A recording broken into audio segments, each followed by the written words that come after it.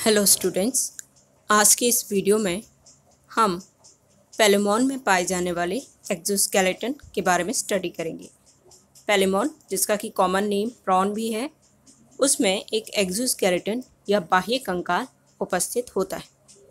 पेलेमॉन arthropoda संघ का सदस्य है और जनरली जो आर्थ्रोपोड्स होते हैं, क्रस्टेशियंस होते हैं, उनमें एक कैल्शियम का एक्सोस्केलेटन या बाह्य कंकाल जो है पाया जाता है।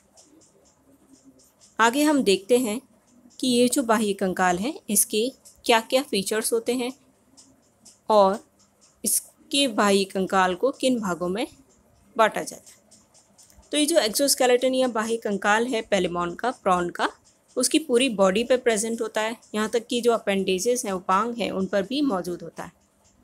तो जैसे कि आपने प्रॉन को देखा होगा, तो उसमें जो बाहर की ओर आवरण दिखता है जो कि पिगमेंटेड होता है, वही उसका एक्सोस्केलेटन बाह्य कंकाल है, जो कि एक्चुअली क्या है, क्यूटिकल है, जो कि एपिडर्मिस सिक्रीट करती है, जो एक बाहर की एक नॉन सेलुलर लेयर होती है, जनरली इंसेक्ट्स, क्रस्टेशियंस में पाई जाती है।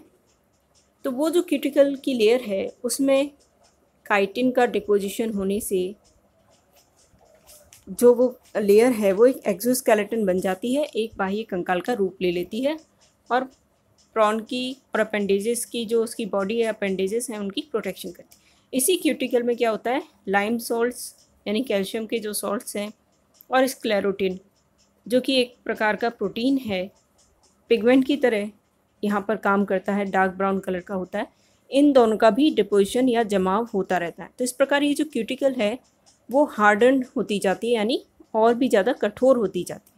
किसके डिपोजिशन के कारण से, लाइम सॉल्ट्स यानी कैल्शियम सॉल्ट्स, कैल्शियम कार्बोनेट और स्क्लेरोटिन नाम के प्रोटीन के डिपोजिशन की वजह से। तो ये जो क्यूटिकल है अब काइटिनस हो गई, हार्ड हो गई डिपोजिशन की वजह से। अब ये क्या कहलाती है, उसका एक्सोस्केलेटन बना लेती है। इसमें पिगमेंट्स पाए जाते हैं जो कि इसके कलर्स के लिए रेस्पॉन्सिबल होते हैं। अब अगर हम देखें एक्सोस्केलेटन को, तो होता क्या है कि जो बॉडी है पेलेमॉन की, क्योंकि वो सेगमेंटेड है, बाहर से एक्सटर्नली सेगमेंटेड है, उसमें सेगमेंट्स पाए जाते हैं, खंड पाए जाते हैं, जैसा कि आपने पढ़ा होगा पहले। उसके बॉडी के दो मेन हिस्से हम देखते हैं। एक होता है सिफेलोथोरैक्स, यानी जिसमें सिर और वक्ष दोनों जो है फ्यूज्ड हो जाते हैं, समेकित हो जाते हैं। उस एंटीरियर वाले हिस्से को बॉडी के हम सिफेलोथोरैक्स बुलाते हैं। एक पोस्टीरियर होता है एब्डोमेन, और ये जो दोनों हिस्से हैं वो दोनों ही एक्सोस्केलेटन द्वारा ढके रहते हैं।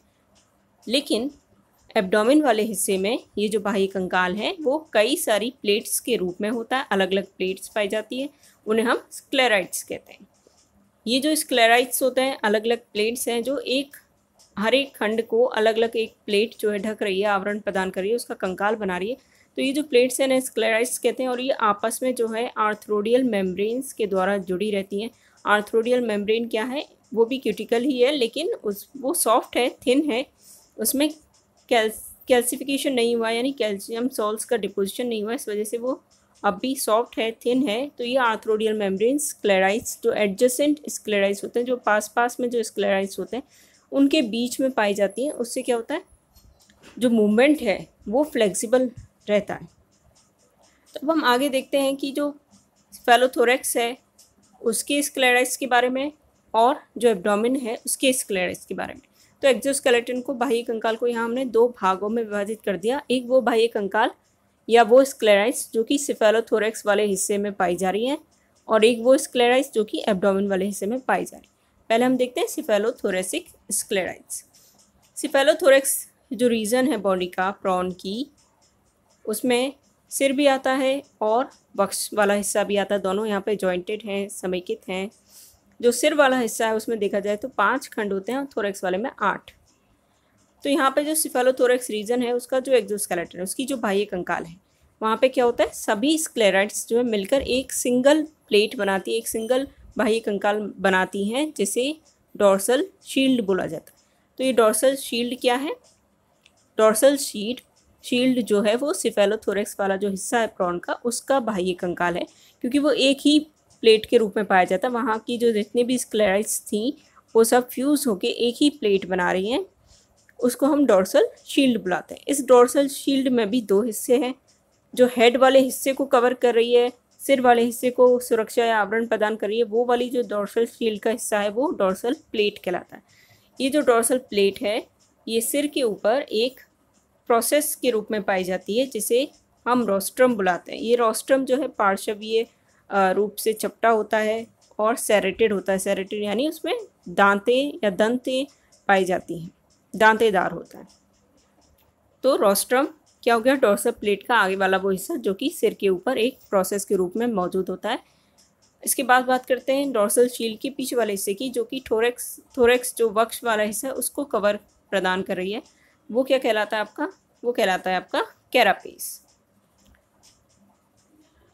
अब क्या है, जो रोस्ट्रम है उसके दोनों तरफ ऑर्बिटल नॉच पाई जाती है। ऑर्बिटल नॉच जिसमें कि एक कंपाउंड आई होती है। जो ऑर्बिटल नॉच है उसके पीछे भी दो स्पाइन्स पाए जाते हैं, एंटीरियर एंटेनल स्पाइन और पोस्टीरियर हिपैटिक स्पाइन। अब जो पोस्टीरियर रीजन है थोरैक्स, हमने बताया आपको, वो कैरापेस है। और कैरापेस भी थोरैक्स के, क्योंकि पार्श्व में गिल चैम्बर्स पाए जाते हैं, उनको कवर करता है दोनों तरफ, तो उस वाले हिस्से को हम ब्रैंकियोस्टेगाइट या गिल कवर कहते हैं।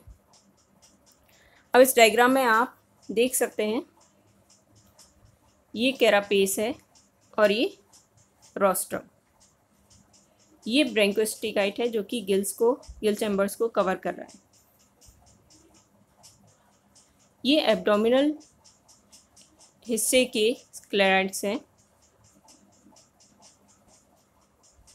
इनके मध्य में पाए जाने वाले जॉइंट्स हिंज जॉइंट्स कहलाते हैं। और ये आर्थ्रोडियल मेम्ब्रेन है जो कि स्क्लेराइड्स के बीच में पाई जाती है मूवमेंट को फ्लेक्सिबल बनाने के लिए। तो अब बात करते हैं हम एब्डोमिनल स्क्लेराइड्स की। तो हर एब्डोमिन का जो सेगमेंट है उसका जो स्केलेटन है, बाह्य कंकाल है, वो एक रिंग लाइक होता है, सेपरेटेड होता है और वो स्क्लेराइड कहलाता है। इस स्क्लेराइड में भी जो डॉर्सल वाला हिस्सा है वो टर्गम कहलाता है। वेंट्रल या पृष्ठ वाला हिस्सा टर्गम, जो अधर वाला हिस्सा है वो आपका स्टर्नम कहलाता है। और दो लेटरल फ्लैप लाइक प्लेट्स होती हैं, जो पार्श्व की प्लेट्स हैं उन्हें प्लूरा कहते हैं। तो जो एक उपांग है वो जो सेगमेंट्स हैं, क्योंकि हर सेगमेंट में एक जोड़ी उपांग मिल रहा है, तो वो उपांग अपने सेगमेंट से, अपने खंड से के प्लूरॉन से एक प्लेट द्वारा जुड़ा रहता है जिसे एपीमेरॉन बुलाते हैं। हिंज जॉइंट्स प्रेजेंट होते हैं कहाँ? जो एडजेसेंट जो खंड हैं, जो पास जो खंड हैं, उनके जो स्क्लेराइड्स हैं उनके दोनों तरफ हिंज जॉइंट्स पाए जाते हैं। यानी एक जोड़ी हिंज जॉइंट हर सेगमेंट में पाए जा रहे हैं। ये हिंज जॉइंट्स और आर्थ्रोडियल मेम्ब्रेन्स की सहायता से जो एब्डोमेन के जो सेगमेंट्स हैं वो एक दूसरे के ऊपर स्लाइड कर सकते हैं, लेकिन केवल वर्टिकल प्लेन में। तो यहाँ इस डायग्राम में हम देख सकते हैं कि ये जो पूरा एक्सोस्केलेटन है उसका जो डॉर्सल वाला हिस्सा है वो टर्गम कहला रहा है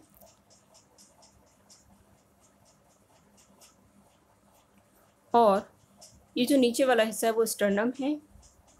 बगल में प्लूरॉन है और एपीमेरॉन वो प्लेट है जिसके द्वारा अपेंडिक्स प्लूरॉन से कनेक्टेड है।